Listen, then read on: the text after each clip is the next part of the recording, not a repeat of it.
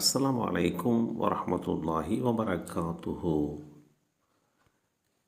எழுதுகோலின் அவசியம்.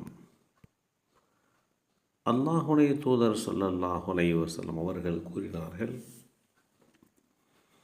அல்லாஹ் பேனாவை படைத்தான்.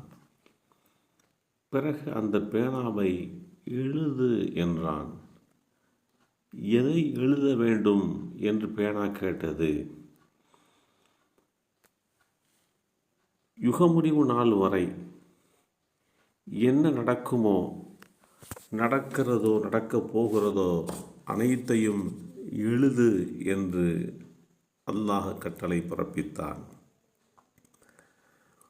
இறுதி நாள் வரை நடக்க இருக்கின்ற அனைத்தையும் பேனா எழுதியது. இந்த செய்தி அபூ தாவூத் என்ற நூலிலே 4700 என்ற எண்ணிலே பதிவு செய்யப்பட்டிருக்கிறது. எழுதுகோலின் அவசியத்தையும், எழுதுவதன் அவசியத்தையும், எழுத்தாற்றலின் அவசியத்தையும் ஒவ்வொருவரும் புரிந்து கொள்ள கடமைப்பட்டிருக்கிறோம். இந்த சமுதாயத்திற்கு 2 கடமைகள் உண்டு. ஒன்று, எழுத கற்றுக்கொள்ள வேண்டும். இன்னொன்று, அதன் மூலம் எழுத்தாற்றலை கற்றுக்கொண்டு சமுதாயத்திற்கு சேவையாற்ற வேண்டும். எழுத்தாற்றல் என்பது ஒரு மிகப்பெரிய வரம் என்று சொல்வதுண்டு. அந்த வரம் பெற்றவர்கள் கடின உழைப்புக்கு பயப்படக்கூடாது. அது ஒருவேளை என்று நினைக்காமல் அதை ஒரு பாக்கியமாக நினைத்து செயல்பட வேண்டும். நிறைய படிப்பதும், சமுதாயத்தில் அன்றாடம் நடக்கும் நிகழ்வுகளையும் அவலங்களையும் உற்று பார்த்து அதற்கு தீர்வு காணும் வகையில் படைப்புகளை எழுதுவதும் ஒரு எழுத்தாளருக்கு உண்டான கடமைகளில் ஒன்று.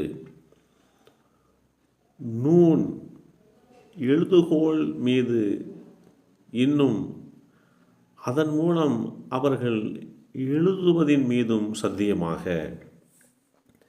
அல் குர்ஆன் அத்தியாயம் 68 சூரத்து நூன் வசனம் 1 பதிவு செய்யப்பட்டிருக்கிறது.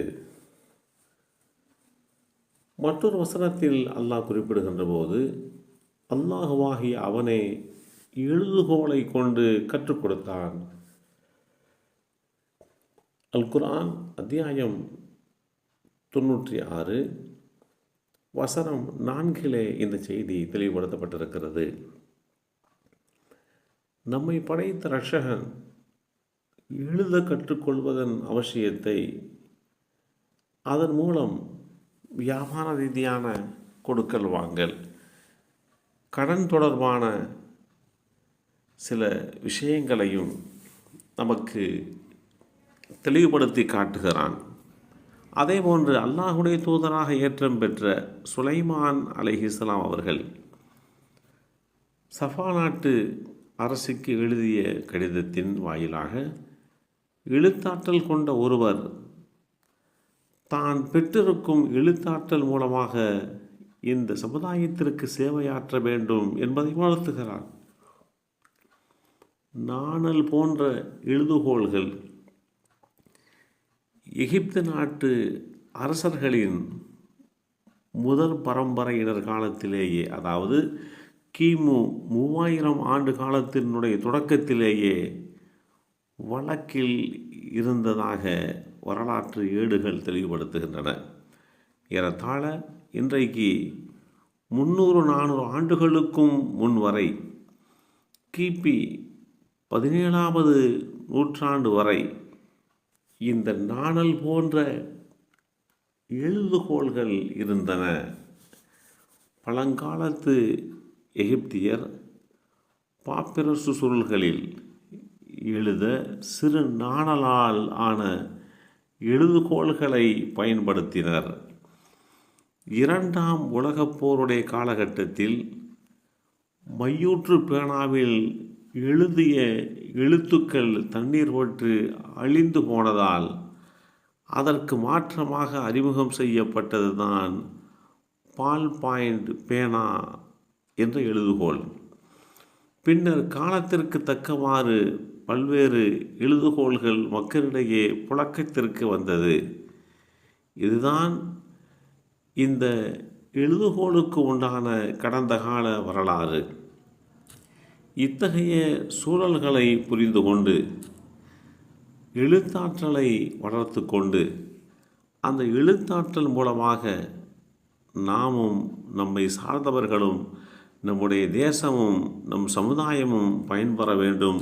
அப்படிப்பட்ட வாழ்வியல் சூழலை உருவாக்கி கொள்ள வேண்டும். எல்லாம் வல்ல அல்லாஹ் அருள்வாளிப்பானாக. அஸ்ஸலாமு அலைக்கும் வரஹ்மத்துல்லாஹி வபரகாத்துஹு.